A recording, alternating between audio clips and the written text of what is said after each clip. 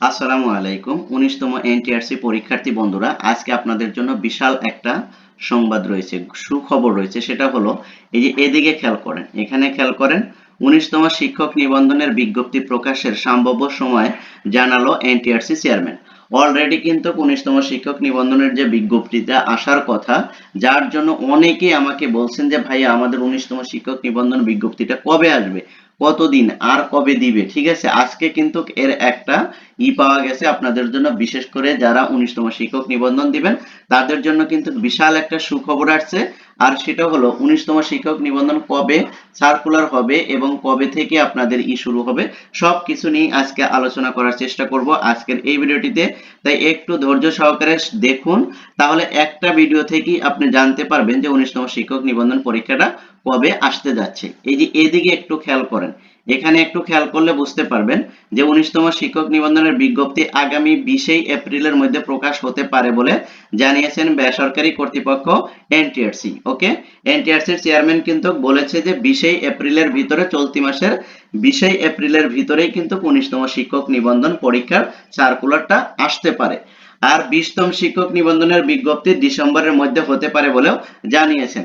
এবার দেখেন, একই বছরে কিন্তু দুটো পরীক্ষা হওয়ার পসিবিলিটি রয়েছে। কেন রয়েছে আমি সেটাও ব্যাখ্যা করব।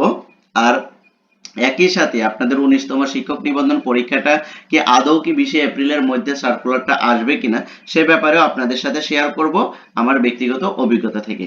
তাহলে চলুন আমরা ধাপে ধাপে আলোচনা করার চেষ্টা করি যে আসলে কি ১৯তম শিক্ষক নিবন্ধন পরীক্ষার সার্কুলারটা কি ২০ এপ্রিলের মধ্যে হবে কিনা। দেখেন, সর্বশেষ যে আপডেট আমরা আপনাদের সাথে শেয়ার করেছিলাম সেখানেও কিন্তু বলেছিলাম যে খুব দ্রুতই কিন্তু ১৯তম শিক্ষক নিবন্ধন পরীক্ষার সার্কুলারটা আসতে যাচ্ছে।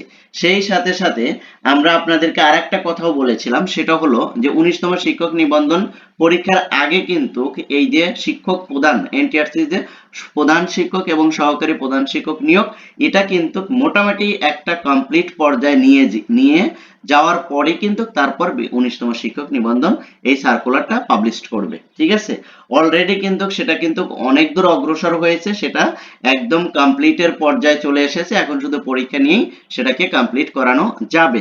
যার কারণেই কিন্তু এই মাসে, যেহেতু ২০ এপ্রিলের কথা বলছে, যে ২০ এপ্রিলের মধ্যে এটা কি করবে, সার্কুলারটা দিয়ে দিবে। এর পসিবিলিটিটা অনেকটাই বেশি, প্রায় 80% সম্ভব হবে কি ২০ এপ্রিলের মধ্যে সার্কুলারটা দিতে পারে। কেন দিতে পারে তার আরেকটা লজিক যদি আপনাদেরকে দেখাই, সেটা হবে যে অলরেডি কিন্তু ১৯তম শিক্ষক নিবন্ধনের যে শূন্য পদগুলো রয়েছে, এটা কিন্তু অলরেডি কিন্তু এনটিআরসি কিন্তু কি করছে, আহ্বান করেছে।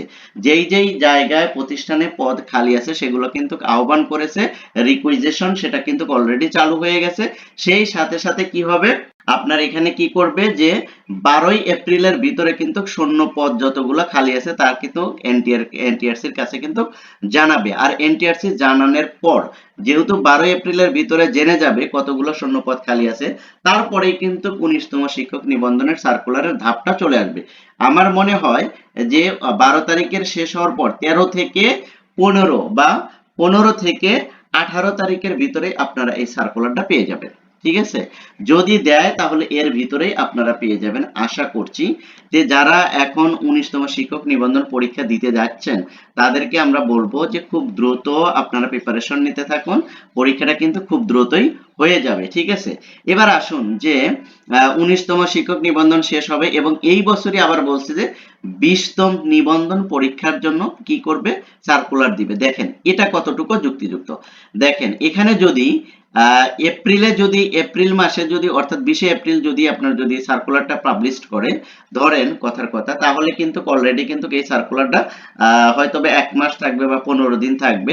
ধরেন এপ্রিল, মে মে জুন জুলাই, জুলাই বা অগাস্টের ভিতরে কিন্তু আপনাদের পরীক্ষাটা হয়ে যাবে। ঠিক আছে, যে অগাস্টের ভিতরে যদি পরীক্ষা হয়ে যায়, June July August September October November, আবার নভেম্বরে কিন্তু আপনাদের আরেকটা সার্কুলার চলে আসবে। ঠিক আছে, নভেম্বরের ভিতরে আরেকটা সার্কুলার চলে আসবে। তার মানে কি, আপনাদের এই সার্কুলারটা ১৯তম যে সার্কুলারটা, এটা যদি এপ্রিল মাসে দিয়ে দেয় তাহলে এপ্রিল, মে, জুন, জুলাই, আগস্টের ভিতরে আপনাদের পরীক্ষা হয়ে যাবে। তার আগেও হতে পারে, তবে মানে কার্যক্রম অনুযায়ী যদি আমরা বলি তাহলে অগাস্টের মধ্যে পরীক্ষা হয়ে যাবে।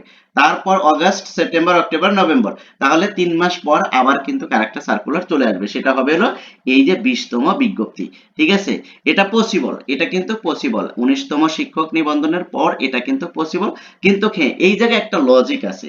লজিকটা হলো যে আমাদের এই 19তম শিক্ষক নিবন্ধনের জন্য কিন্তু 31শে মার্চ পর্যন্ত কিন্তু শূন্যপদ খালি যেগুলো আছে সেগুলো কিন্তু কি চাচ্ছে, প্রতিষ্ঠান প্রধানের কাছে এনটিআরসি কিন্তু তথ্য চাচ্ছে।